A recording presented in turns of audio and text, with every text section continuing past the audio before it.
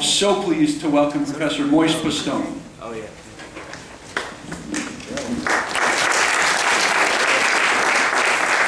Thank you very much. Can everyone hear me?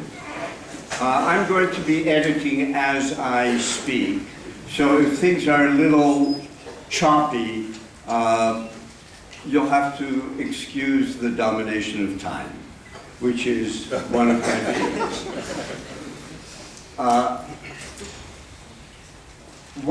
One of the things I'm trying to do in my talk is to indicate the level at which the enormously high level of abstraction in Capital Volume 1 is valid, and why it is valid on that level and not on many other levels, which after all is what the stuff of Volumes 2 and 3 are about, which should be read as long disquisitions on fetish forms.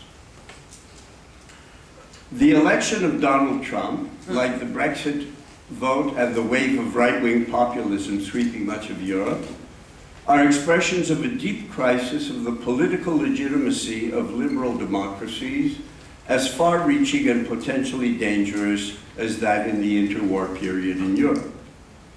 This political crisis has its roots, arguably, in the overarching structural transformations of recent decades, which became manifest with the crash of 2008 and its aftermath, in addition to eliciting the rise of movements such as Occupy and a wave of populisms in a number of countries. The crisis and Great Recession have given new impetus to attempts to understand contemporary historical developments critically and in an encompassing manner, that is, by means of a theory of capitalism. Nevertheless, it's not always been evident how capitalism has been understood. I suggest, I'll put it up front, that a critical theory of capitalism should grasp it not only as a determinate form of inequality, or relatedly as a system of exploitation based on class, a category that in recent years frequently has been joined with those of gender and race as categories of identity and oppression. Rather, especially as viewed from the vantage of the present, I suggest that capitalism should first and foremost be understood as a historically specific form of social life that is characterized by a historically unique abstract form of domination that finds expression in a global historical dynamic. And that Marx's fundamental categories, such as value, seek to ground and elucidate that dynamic. This form of life arose contingently in Western Europe, which it fundamentally transformed even as it proceeded to transform and constitute the globe. That is, contrary to some widespread assumptions, this form of life is not intrinsically or ontologically Western, but has itself reshaped the West. It cannot therefore be adequately grasped in culturalist terms. It is a case, of course, that is, and now I'm coming back to capitalism, that the collapse of the Soviet Union and China marked for many the final end of socialism and the theoretical relevance of Marx. And this demise was expressed theoretically, already beginning earlier, by the emergence of other kinds of post-Marxist theoretical approaches, such as post-structuralism and deconstruction, which sought to provide critiques of domination that avoided what they regarded as the pitfalls of grand programs of human emancipation. The current global crisis has dramatically revealed the fundamental limitations of such newer approaches, including people as disparate as Habermas, Foucault, and Derrida. It seems, and I was going to do a riff on the crisis and how it shows that, I'll skip that.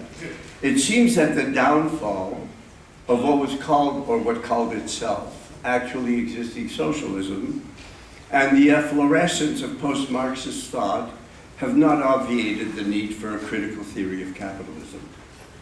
Nevertheless, it would be a mistake to think that one can simply return to Marx as he generally was understood during much of the 19th and 20th centuries. Both the demise of traditional Marxism and the increasingly manifest inadequacy of post-Marxism are rooted in historical developments that suggest the need to rethink as well as reappropriate Marx. Now, what I do from here is, for a while, I focus on the question of historical patterns. And it's on that level that I think abstraction is justified. So I began with Piketty. You all know, or I hope that you know, his work on inequality. Not only that inequality has grown enormously in the last decades, but that there's a U-shaped curve from very high inequality at the beginning of the 20th century to much less inequality in the middle of the 20th century to then an increase. This pattern is repeated by a number of other patterns, such as GDP per capita, total GDP. So the question is, what can account for all of these patterns?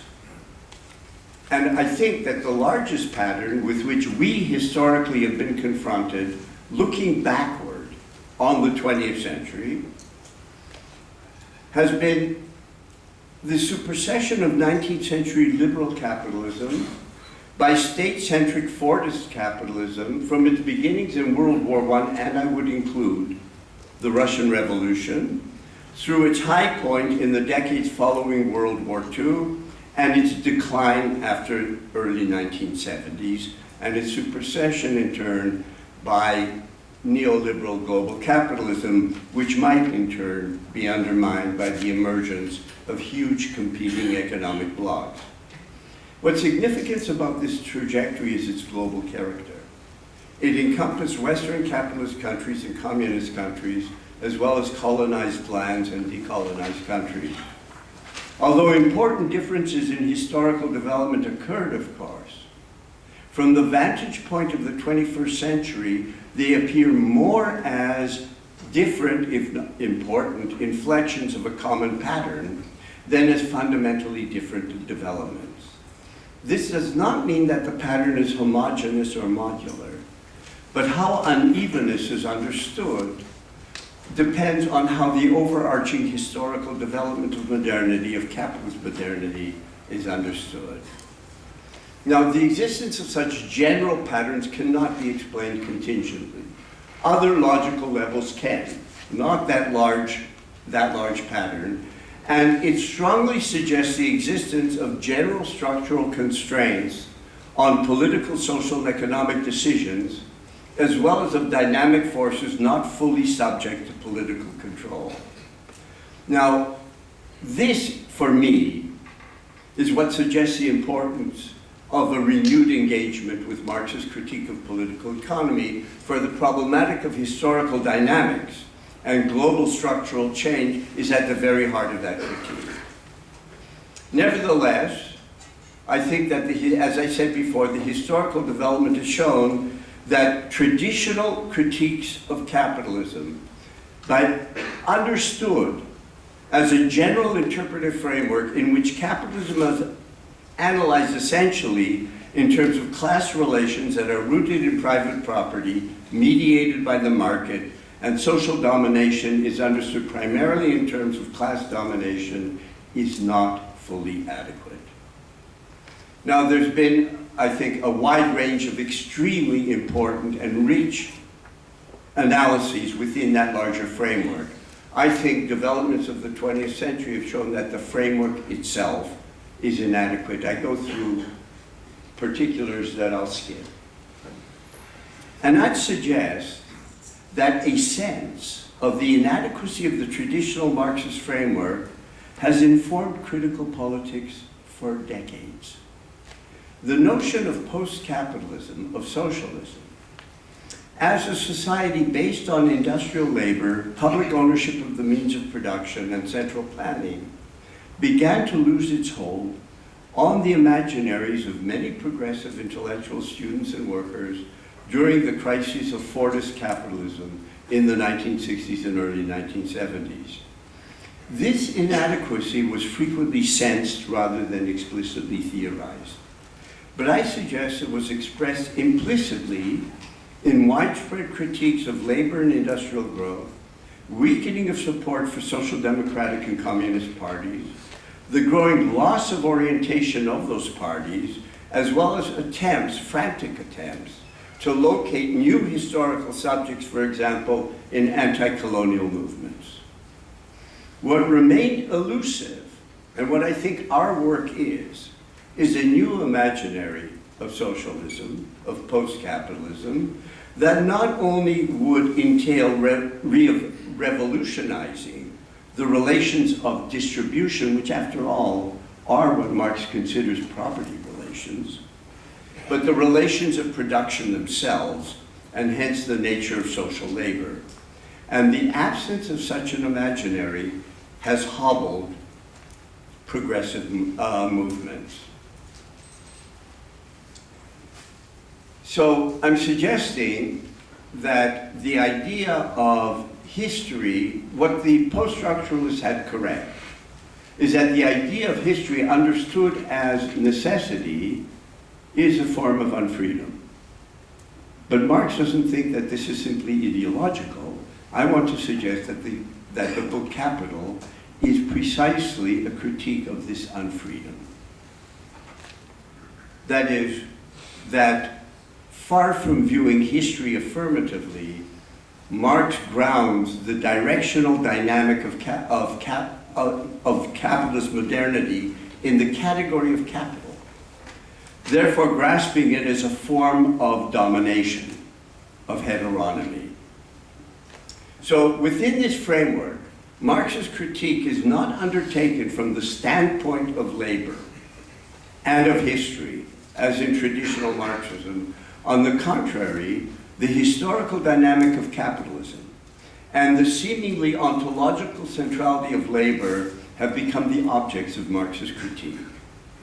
By the same token, Marx's mature theory no longer purports to be a transhistorically valid theory of history, but is self-consciously historically specific and calls into question any approach that claims for itself universal transhistorical validity.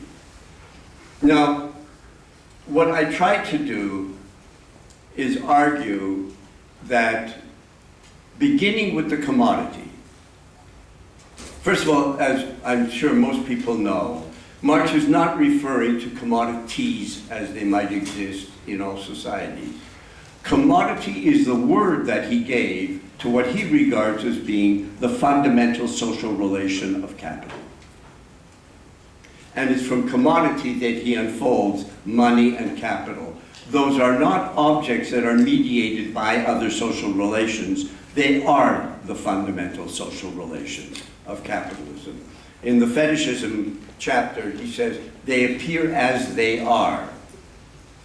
Right? The social mediation of things and the thingly mediation of people. And it's because of that, or another word for this, if I could have recourse to the early Marx, is alienation. That is, that people create a system that dominates them, which is why his critique of Proudhon, that simply doing away with private property and generalizing wage labor was not the road to emancipation. So that what labor produces in capitalism is objectifications.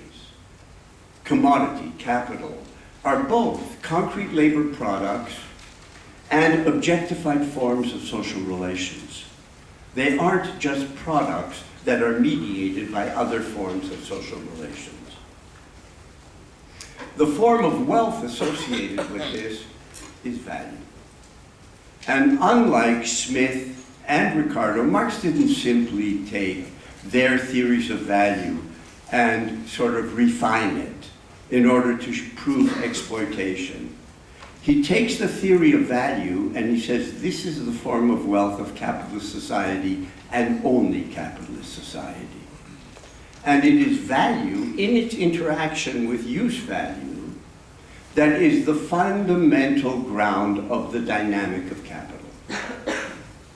But if I say that value is historically specific to capital, what that means is that the theory has to be able to show not only that value drives the system, but that value increasingly becomes anachronistic and yet remains central to the system. And that is really what Marx does in Capital. It's not that the first few chapters are theoretical and then he's got a lot of historical material. This is what drives what he calls relative surplus value, which is that one point where logic and history begin to come together. And this is what drives the process of accumulation, which isn't simply more and more and more and more. It's a process of the increasing importance of constant capital versus variable capital, of objectified knowledge versus living labor, which increasingly becomes emptied of its content. So what you have in Marx's dialectic, and it is a dialectic because the forms he's dealing with are two-sided and dialectical. Just as history, there is no longer a logic of history in general, from slavery to feudal, or from hunter-gatherers to slavery, to feudalism to capitalism, which then always raises the question, well, how come here and not there? No. The rise of capitalism really is contingent. Once the genie is out of the bottle, that's a very different story. And you can't use tools that you've developed for non- or pre-capitalist societies for capitalism. It's a different creature. If history is historically specific in the sense of a Hegelian unfolding, so is the dialectic. The dialectic is the adequate mode of the analysis of capitalism because of the dialectical nature of capitalism. It's an attempt in good Hegelian fashion to form a theory which is adequate to its object. There is no universal theory that can just be helicoptered down for any kind of object of analysis. Now, where I try to go with all of this is to say that what the dynamic of, and I can't give you the whole apparatus, what the dynamic of capital really comes down to, and this is already in Nietzsche in chapter 1, is on the one hand, you have ongoing, even accelerating transformations of more and more spheres of life. Production, technology, patterns of habitation, transportation, communication, education, interpersonal relations. At the same time, you have the reconstitution of the underlying basis of capital, that is, that value remains the essential form of wealth, and that therefore value-creating labor remains at the heart of the system, regardless of the level of productivity. You've got a complex historical dynamic that is constantly generating what is new while regenerating what is the same. And it's very easy for analysts to take one side of that or the other. Accelerationism, everything is changing, or, capitalism as the myth of the eternal return. Nothing is ever going to change. Now, and this is the meaning of the category of capital. I have a whole digression here on why Marx uses the language of Hegel's description of the Geist in phenomenology when he introduces the category of capital. He foolishly thought that everybody would understand that. The self-moving substance that is its own subject. What he's saying, he's grounding Hegel's dynamic in the category of capital. That is the rational core of Hegel, is the dynamic itself. And the dynamic is abstract. Hegel's right there. But be that as it may, I skipped over this. And this idea of the simultaneity of transformation and reconstitution I think could help illuminate aspects of the contemporary crisis, which I'm going to define. I mean, there's so many facets, but I will focus on environmental degradation and the demise of laboring society. And maybe if I have time, I'll throw in something about financialization. The temporal dimension of value, especially in the form of what Marx calls relative surplus value, underlies a determinate pattern of growth driven by pressures for ongoing, even increasing, accelerating increases in productivity.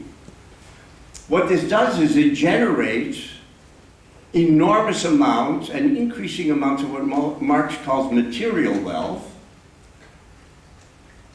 where those increases are far greater than the increases of what he calls surplus value. So you begin to get this opening up between the two. That is, you generate increases of material wealth far greater than those in surplus value, which remains the relevant form of the surplus in capitalism, and therefore you get an accelerating demand for raw materials and energy, which contributes centrally to the accelerating destruction of the natural environment. Within this framework, the problem with capitalist growth is not simply that it's crisis-ridden.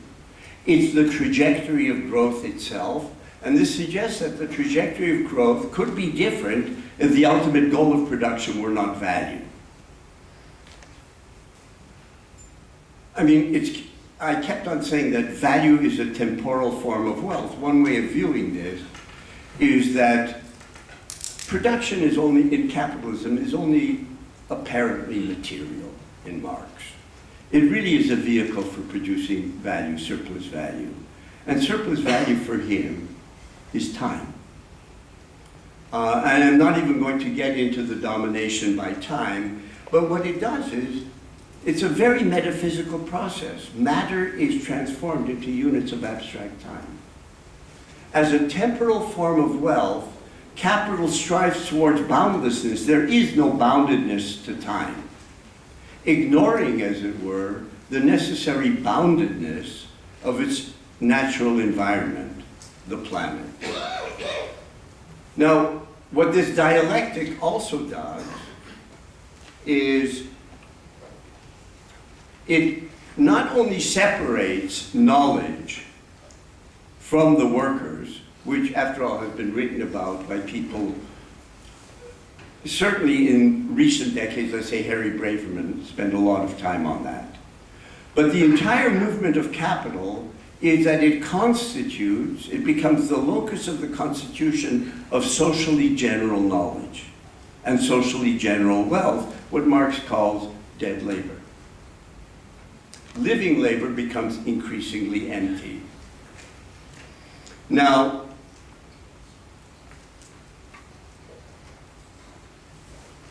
this opens up the possibility that you could have a form of surplus production that no longer would be based on the labor of a subaltern class. And this, I would suggest, is the emancipatory vision that Marx had, except that with the dialectic of transformation and reconstitution, it reconstitutes the necessity of proletarian labor even as it undermines it. And this skews the existence of labor. That is, the possibility of the abolition, the historical possibility of the abolition of proletarian labor emerges in an inverted form, in the form of increases in superfluous labor, of the superfluity of increasingly large portions of working populations, in the growth of the underemployed, the permanently unemployed, and the precariat. The possibility, the emancipatory possibility that emerges in the form of a disastrous development, in which the growing superfluity of labor is expressed as the growing superfluity of people, and with the attendant necessary rise in violence, both as social control and horizontal violence. I have a little hop, skip, and jump on financialization that maybe I could skip.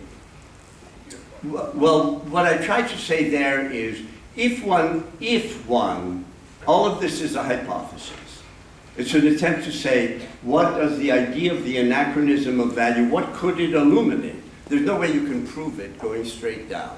That's not the way value theory works. There's a difference between financialization, where value still is being produced, and certainly, Giovanni Arrighi showed long ago that you have these cycles of financialization. The question is there something a little different about financialization today, other than only the transfer of capital to, in this case, China as a new hegemon, which would have been consistent, I think, with Arrighi's approach.